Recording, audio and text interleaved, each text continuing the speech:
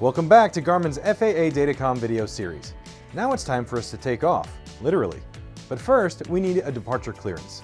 Once you properly file your flight plan and successfully log on to your CPDLC session, the system will automatically notify air traffic control that you're ready for your departure clearance. Logging on is the equivalent to calling ATC and saying you have your weather and are ready for your IFR clearance. A departure clearance, or a DCL, differs from a pre-departure clearance due to the fact that a DCL can be imported to your avionics in your aircraft. Remember, departure clearances are only available at select airports. To view a list of applicable airports, visit l3harris.com/datacom. When ATC sends your departure clearance, you'll see the CPDLC message icon flash on the bottom of your GTN, as well as select Garmin display units, such as a TXI. You'll also hear an audible alert. Tap on the CPDLC icon on your GTN to open your list of CPDLC messages. New messages will be at the top of the list, with a cyan border outlining unread messages. Click on your departure clearance, which will say Cleared Departure, and then your departure airport, which for this example is the Hartsfield-Jackson Atlanta International Airport. CPDLC messages can be comprised of importable elements or free text. Importable elements are pieces of the message that will be imported directly to your avionics once you accept them. In this example, the importable elements of our departure clearance will be transferred to our active flight plan.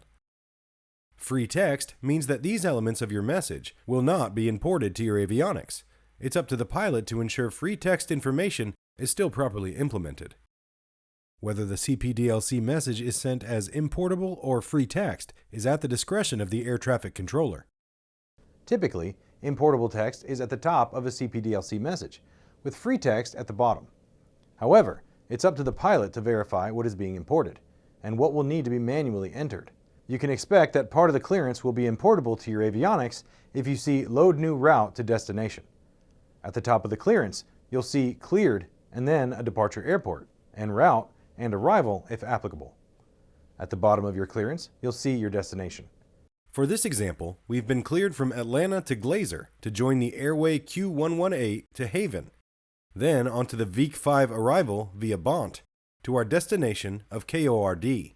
In this particular departure clearance, we see Load New Route to KORD, alerting us that at least some parts of this clearance are importable. Continue scrolling down on your CPDLC departure clearance message thread. It's important you read through your departure clearance completely. Keep in mind, if you're cleared for a departure procedure, that procedure will always need to be entered manually. In this case, we've actually been given a departure procedure of the Varnum 2 via Glazer.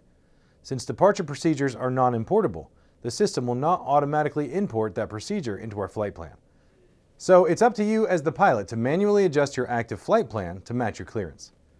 You can touch on the preview option to view the departure clearance, which will allow you to see what can be imported from your departure clearance to your avionics.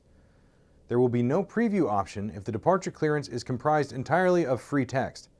Changes to your flight plan will display on the preview page highlighted in cyan. If you select the menu button at the bottom of the preview page, you can select different map overlays. This is a great tool to look at the topography, the terrain, or the weather along your route. At the bottom of the message thread, you'll see your response options. Just as with voice communication, we have different responses we can select. Since a departure clearance is a command by ATC, we either have the option to accept the clearance, say we're unable, or select standby if we need more time. ATC is expecting an initial response within 1 minute. If you're not ready to accept the departure clearance, you can select standby. Keep in mind, if you select standby, ATC is still expecting a prompt response. If we say we're unable to accept the clearance, we can give them the option of unable due to performance or unable due to weather. If this flight plan looks sufficient and you're ready to implement it, select Wilco. Once you select Activate, the GTN will ask you if you'd like to replace the active flight plan. Once you select OK, the importable elements of your departure clearance will then be loaded into your active flight plan.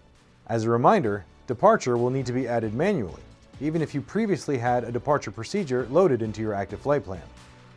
With your departure clearance complete, the next video covers en route messages you can send and receive.